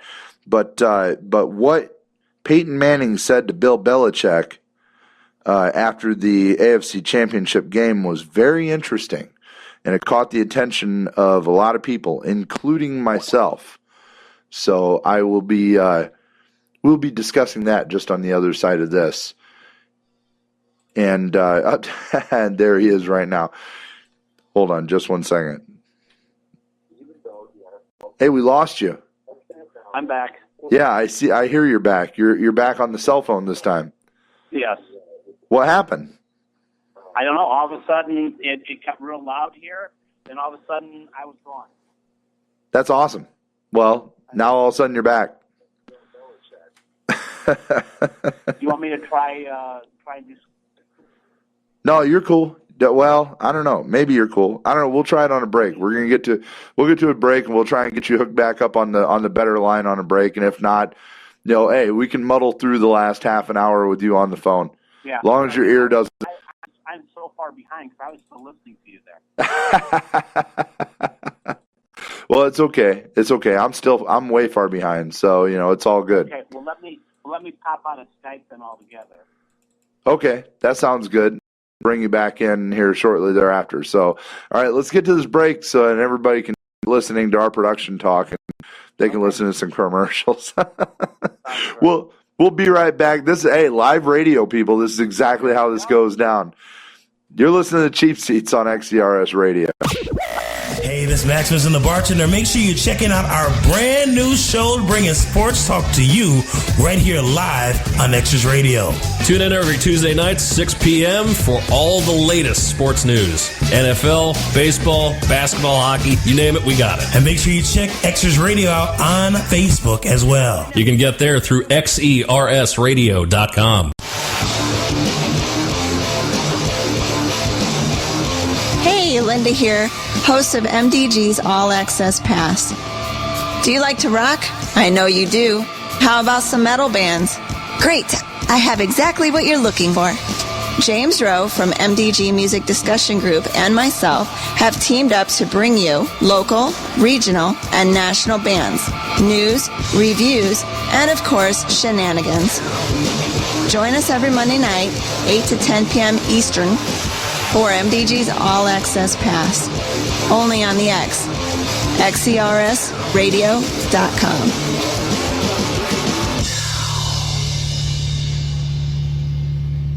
It's Maximus and the Bartender. Now, all of a sudden, after LeBron goes home, they couldn't wait, Big Daddy. Now, Kevin Durant going back to Washington, D.C.? Wait a minute. Durant to D.C.? I don't see that happening. Ever. Marion Barry got reelected, remember? Kevin Durant is not going to D.C. He's not going to. He's not being traded. He's not going to force a trade. Remember, he's happy in Oklahoma City with Westbrook. D.C. where the cost of living is going up and the chance of living is going down. Tune in every Tuesday night, 6 p.m. Eastern at xersradio.com. Hey, how's everybody doing out there? Mel Williams, XERS Radio. Be sure to join me Monday nights, 6 p.m. to 8 p.m. for the Michiana Scene. We'll be showcasing local musicians, playing their music, and listening to their stories. And they all have great stories. So come on out to Pleasant Valley every Monday night at 6 p.m. Michiana Scene on XERS Radio. See you then. Wow! Monday nights.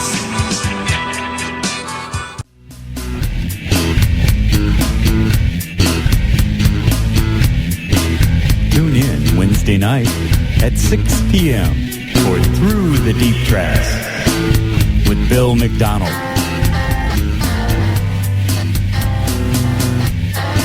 We want to welcome you back to XERS Radio Through the Deep Tracks show tonight, and we're traveling down the highway here. Strap on your helmet, board the short bus. It's going to be a rough ride. You're traveling the deep tracks tonight with Mr. Bell. We're in Through the Deep Tracks. And I want to wish him a happy birthday. We're going to carry on now with a song from the Rolling Stones, and actually it was this week.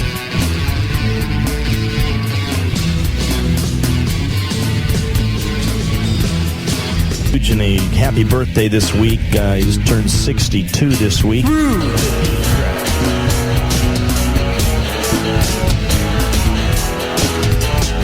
And we're going to finish out the evening with a track here, the third track from the album. Wednesday nights at 6, only on the X, xersradio.com. Through the Deep Tracks.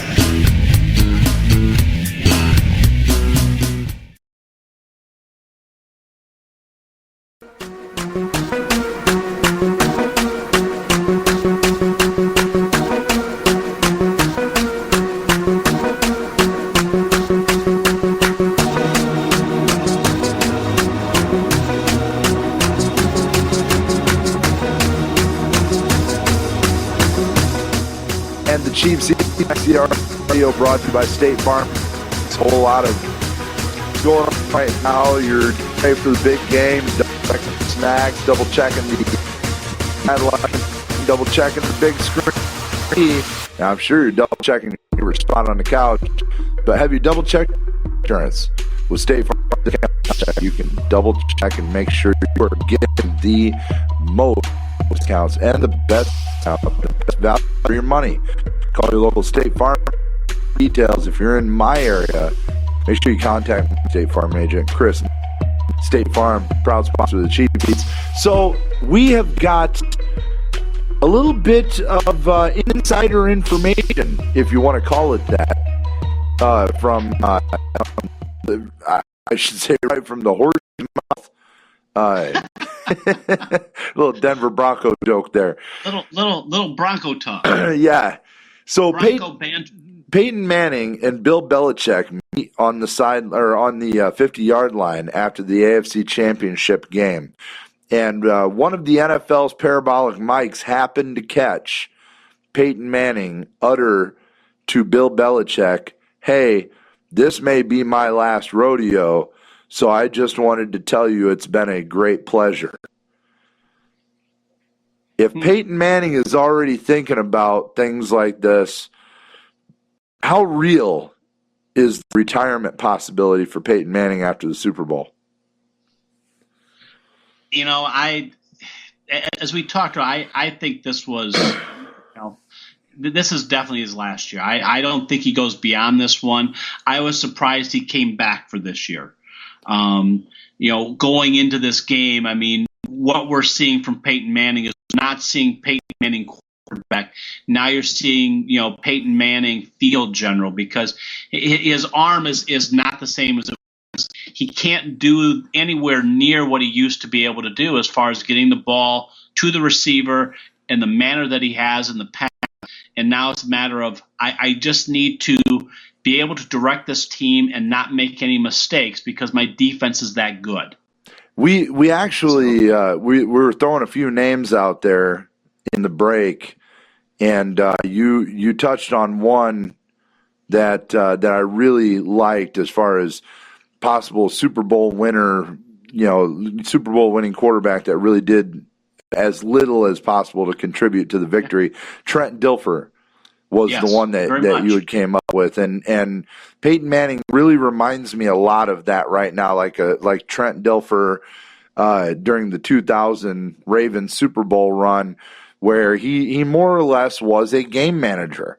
It was, just keep us in the game, let the defense do its job. All you got to do is score a few points. The defense can work out the rest. I mean, they more or less have the bar set at about 18 points, 20 points.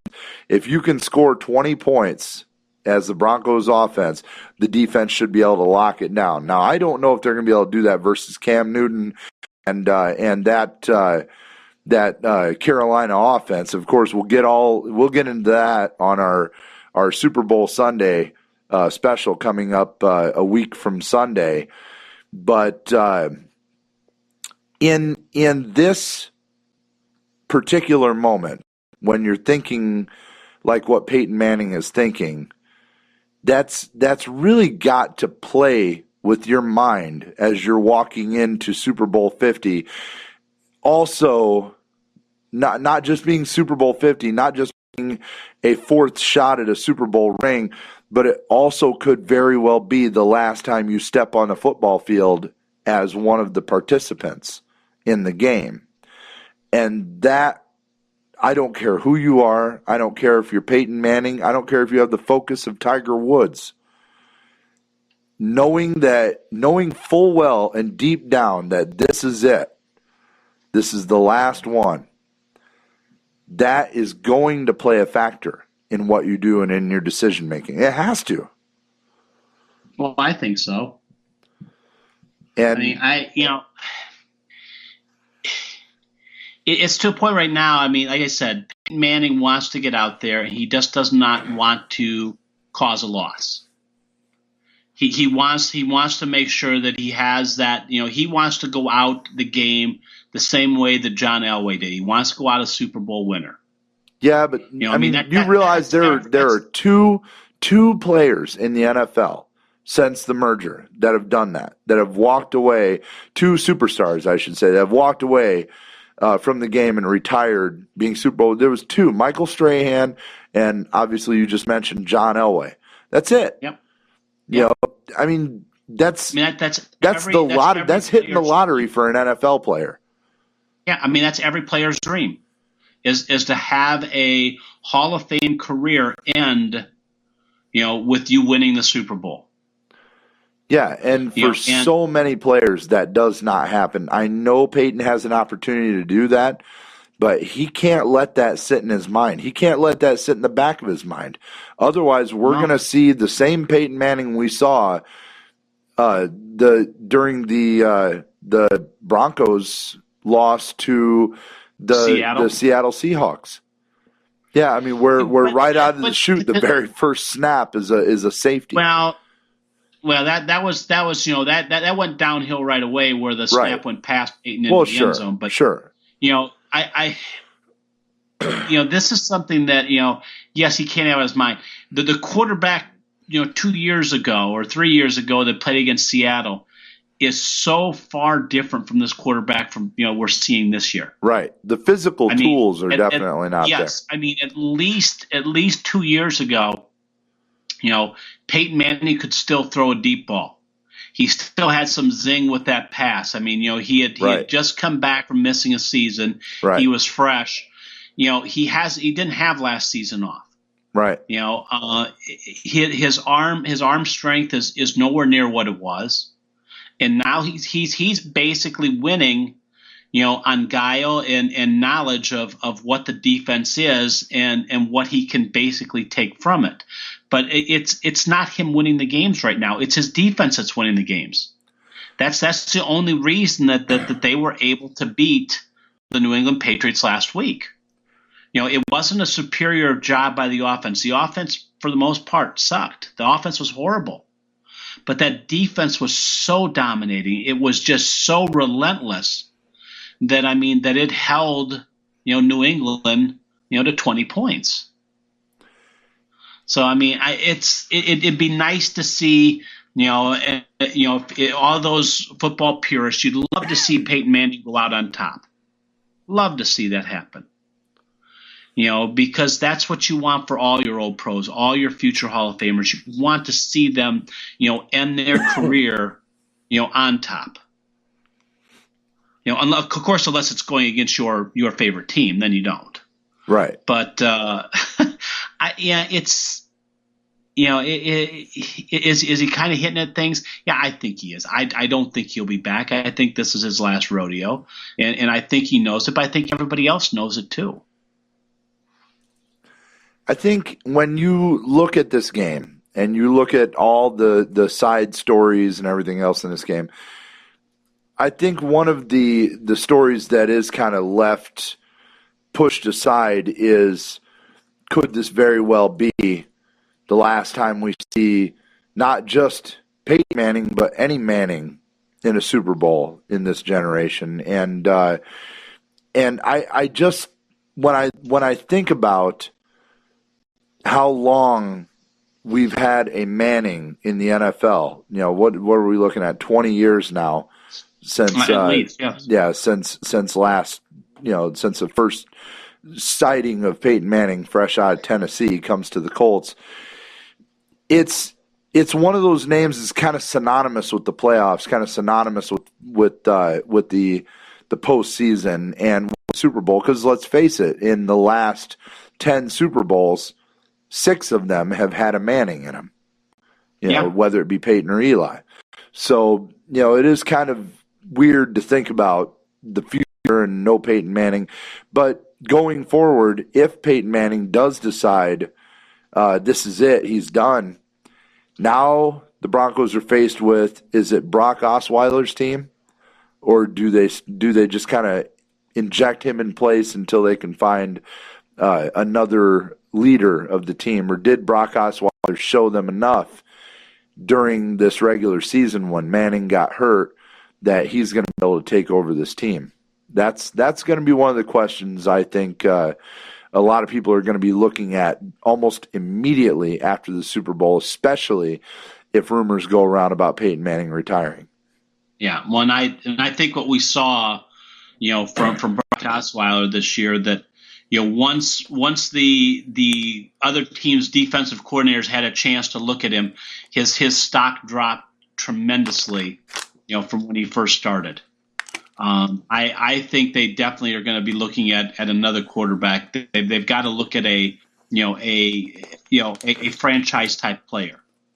especially if that's what if they want to continue doing. I mean, here's the thing: if Manning does retire, look for the Broncos to go out there and try and find a quarterback, try and find a disgruntled quarterback somewhere there, someone that could be a leader. Maybe now you've got a Phillip Rivers coming to Denver.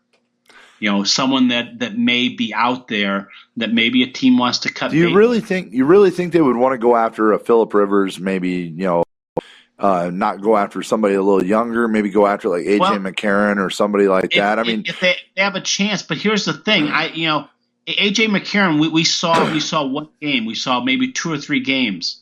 Is this a Matt Flynn? Is this Matt Flynn? Again. Remember, that's all we saw of Matt Flynn, and Matt Flynn went out there and got that huge contract, right? And got a rookie. Yeah, I get that, but at the same time, do they want to do do they really want to do the aging quarterback thing again? They just did that with Peyton Manning. Phillip Rivers no spring chicken either.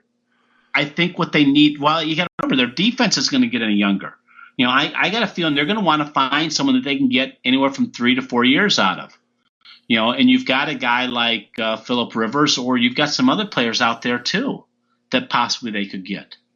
But some that can come in and and provide a little bit of a better option than Brock Osweiler. In the meantime, then you go through the draft and you try and find that guy. Right, and this is not a quarterback-heavy draft at all. No, it isn't. So that's why you need someone that can go 3 to 4 years or 3 to 5 years, somewhere in there. Right. This would definitely be a rough year to try and pick one up out of the draft. But I think with this team, you don't want to bring a guy in, like AJ McCarron that really he hasn't proven anything, Steve. I'm not necessarily saying he has, but he comes in with a better pedigree. He did go out and show the whole world that he was capable of leading that offense that Andy Dalton was leading so well. He showed, he only had a handful of games, yes, but his showing was a lot better than Osweiler's. See, and as someone that, as a Packer fan and watch what happened with Matt Flynn, is it more a system of that, is it more a matter of the system that's there that he knows? Because I don't know if I would necessarily say that. Matt Flynn in that Packer system was tremendous. Yeah, Matt Flynn. Remember, he went to Seattle and he stunk. He went down to Oakland. He couldn't get the job at Oakland. Yeah, but Matt Flynn at the same time didn't come in with the same pedigree. I mean, Matt Flynn didn't win 2 national championships at Alabama. AJ McCarron did. I believe he won 1 at LSU. Yeah, but it's 1 or 2. He led LSU to that, and I believe he was the quarterback when they won. So I'll have to look that up. That might be the case. I'm not sure, but I know he had a nice career down at LSU before he came out. But he also, he showed that he could play in some different games. Remember that one record-setting game against the Lions, right? And that's what set him up for that big contract. Right. I just think with a team like this, it is still, it's still prime defensive wise, but they're not going to be that way for a longer period of time. Remember, you may lose your outside rushing, god out there. You may lose Von Miller this year to free agency. Well, they've got some decisions too, but the one thing is, I don't think you want to bring in a quarterback that hasn't been out there and has gone through and played at a higher level. I don't think AJ McCarron has enough on his resume yet to warrant that.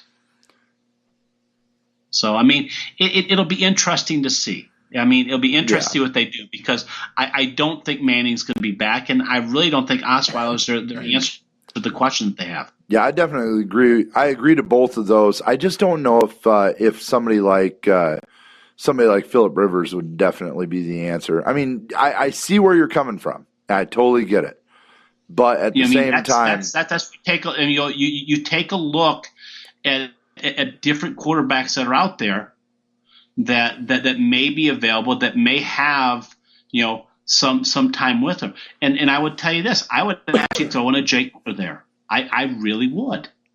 I could definitely see that. See that. And the entire Bears team is going to be in turmoil. No job is safe there right now. That is for sure. No, and you also have a Matthew Stafford that sits up in Detroit that, is possibly could be someone you could pull away. Possibly. So I mean, there are some quarterbacks out there that have proven themselves for a period of time that I would put ahead of A.J. McCarron. Yes, is A.J. McCarron? I mean, does he intrigue me? Yes, he does. But does he intrigue me enough to sit there and say I want to bet the house on him? No, not at all. Well, not at all.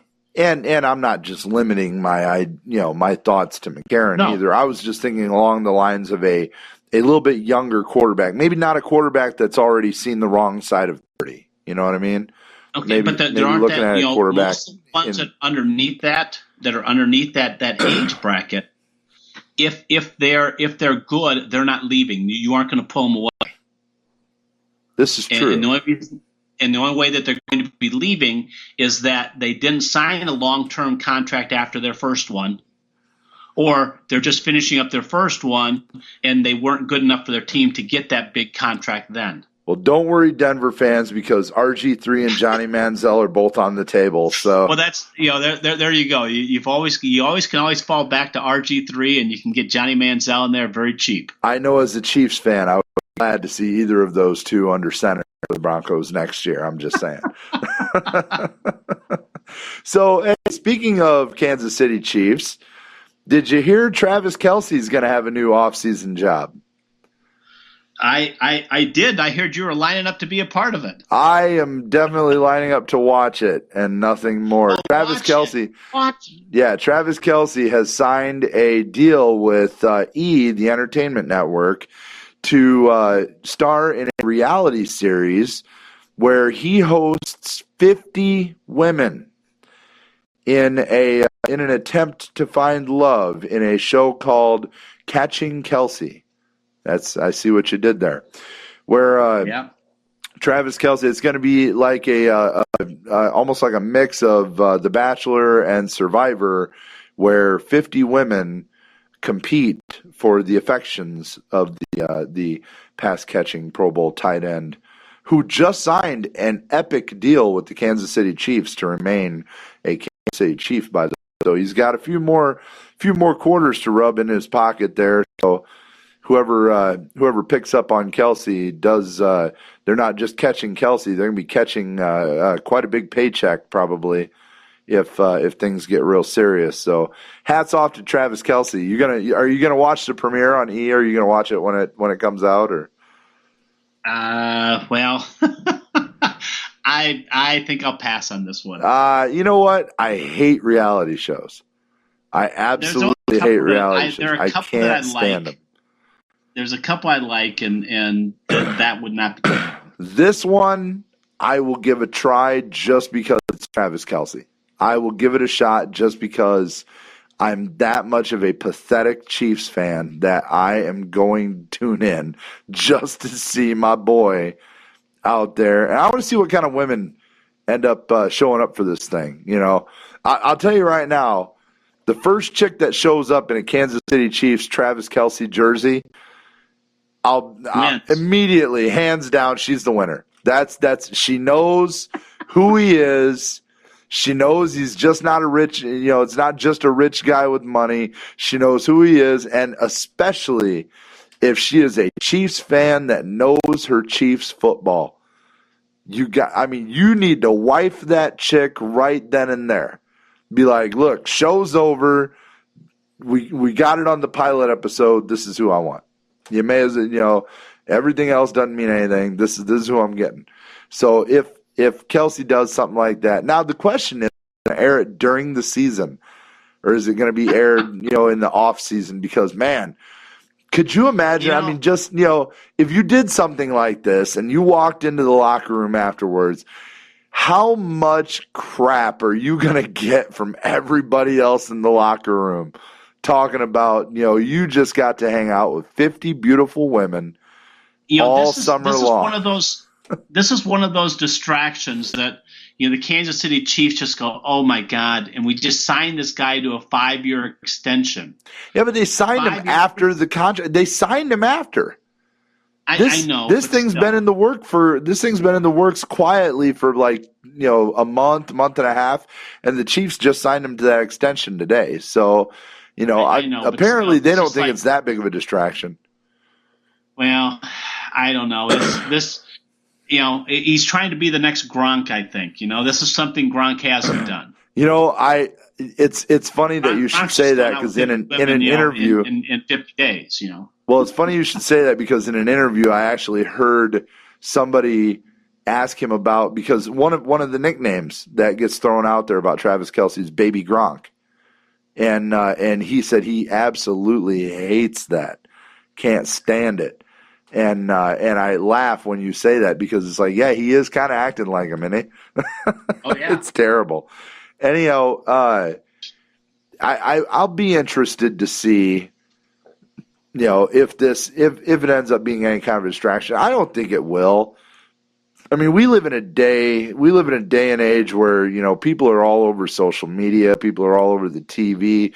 These guys do interviews and shows and stuff like that in between practices, much less other things. And then you've got things like HBO comes in, Hard Knocks will pick a team or two and kind of shadow all of the big stars in those teams all year. And it doesn't usually end up being a distraction for the teams. So something like this that has happened during the off season, it's all being recorded during the off season. So it's not like, Kelsey's going to have to worry about, missing practice or flying back for practice or anything like that. I don't see it being a big deal, but I just thought it was funny to put out there that yes, they go dancing with the stars, and now this one is looking for love. So there you go, and looking for love. Yeah, and if he scores on this show anything like he did during the regular season, I got news for him. He might want to make sure that every one of those women have been tested. Wow. I'm just saying. We really went there. That's the last thing I want. I want my love life on E, I definitely wouldn't want mine there. I wouldn't want mine anywhere. Like, okay, let's see Travis Kelce with Bachelor number 34. Here he is yesterday with Bachelor 27. Here he is with Bachelorette number 43. Yeah. It's like, wow. Okay. Well, hey, you know how guys are. He's going to get in the locker room, and you're going to have that one inevitable guy. It's going to come up to him, slap him on the back, say, all right, so how many did you get a hold of? No. He's going to have every single one of them do that. Oh, yeah, definitely. Okay. Out of 50, you had how many? And if he says anything other than 50, I would be sorely disappointed. Which is it just that's not where we need to go. Yes. The reality TV once again, anything but reality. Pig life right now, huh? Yeah, exactly. And Andy Reid is going to be on a reality show too. Actually, it's going to be on Food Network. Oh, really? Andy Reid on a food show? Come on. No. Andy Reid, a svelte figure? I'm kidding. It would have been funnier if I would have said he was on Health and Fitness. So, so anyways, I saw that article and I immediately I was like, at some point in the show, I'm going to have to bring that up. So I figured, why not better than right at the tail end of the show to bring it up? So the tail end? Did you just say that? Oh God. Yeah, I did. Okay. I just wanted to make sure. Yes, I did. That wasn't even me coming up with that one. No, that wasn't. So all right, so check this out. We have one more piece of business to wrap up before we wrap this show up, and that is we talked to you guys last week about the way to guest host a show with us, and it's going to be during March Madness. Yes. Get your pens and pencils ready. Here's what you're going to do. We want you to go to the Facebook page, Cheap Seats with Steve. Search that on Facebook. You'll find the page. It's got our mugs all over it. You go like the page, post to the page in 100 words or less. And please make it more than a sentence. I'll tell you why. What the question is, how did your favorite team become your favorite team? Give me the best story. And we're going to pick the best story, and the winner gets to come with us right here, hang out with us the whole 2 hours. We'll bust out a little swag for them. They'll get a little swag, probably get some food in here. And you get to hang out, do a show right here with us, March Madness. And so hopefully you're a college basketball fan. If not, we will have a lot of other stuff going on right around that time too, getting ready for the NFL draft. We'll have, baseball will be just about ready to throw out the first pitch.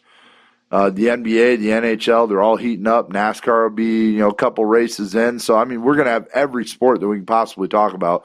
So it doesn't matter, what sport you like. There will be something to talk about during that week.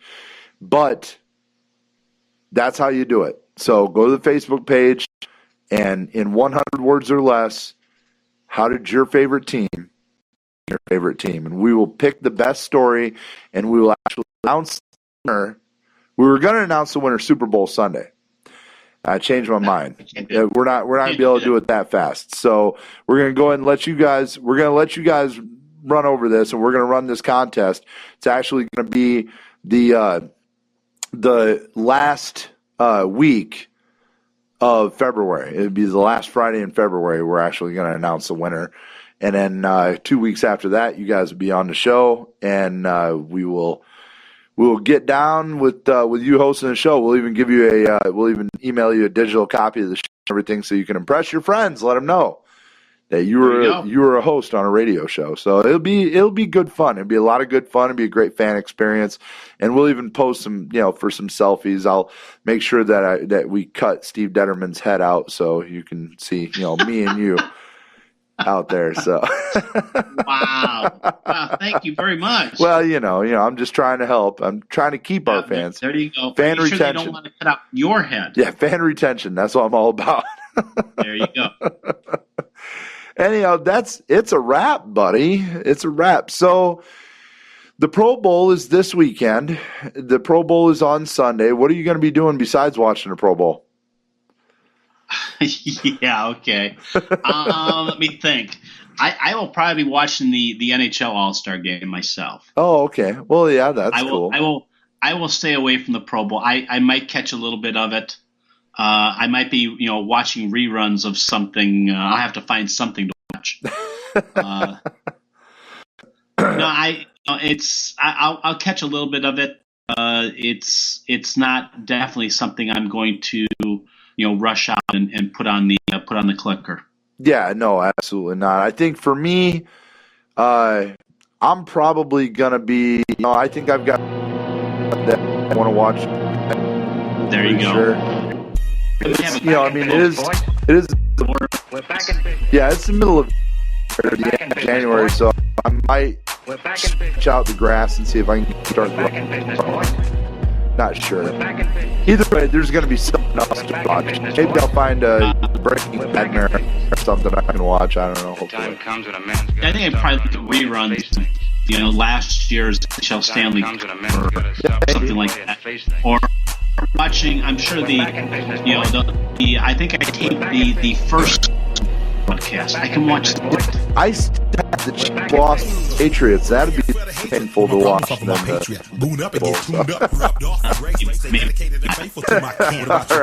Well, we're here for Steve Detterman. This is Steve Willis. We're going to get you back. Actually, we'll see you on Super Bowl Sunday. Make sure you Super Bowl Sunday from noon to right at XCRS Radio Live. So until then, enjoy the rest of your week. XCRS Radio, check it with you when you go. Laptop